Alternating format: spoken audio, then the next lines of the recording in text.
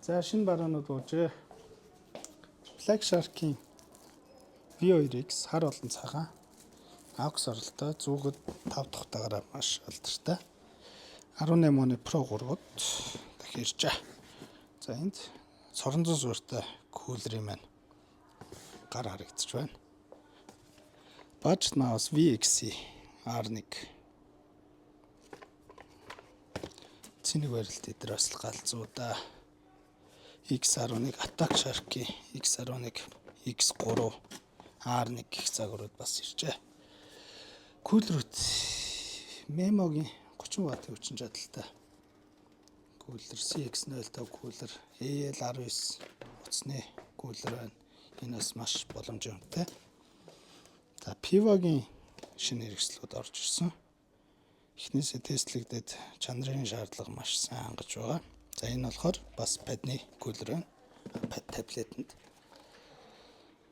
60 ватт дэмждэг CGS AUX оролтой ET1 загварын салаалагч байна. За BR7 мобайл кулер семикондуктор буюу жиндүүлдэг. Эдгээр кулерүүд анх удаа орж ирж байна.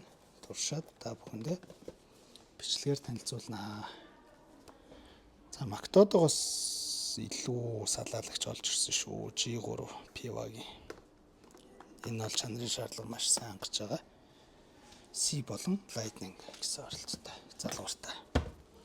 VXC Madar дахиж 8K донголтой. Та бүхэн өмнө танилцуулгаар харсан бах тийм ээ. Мөн ялгаагүй VGN Dragonfly F1 series нэг өнгө бол бас хөнгөн гिचгтэй юм шүү дээ. Хайшин тогтоогчуд маань ирсэн байна. Z27, Z27, Scorpion 2.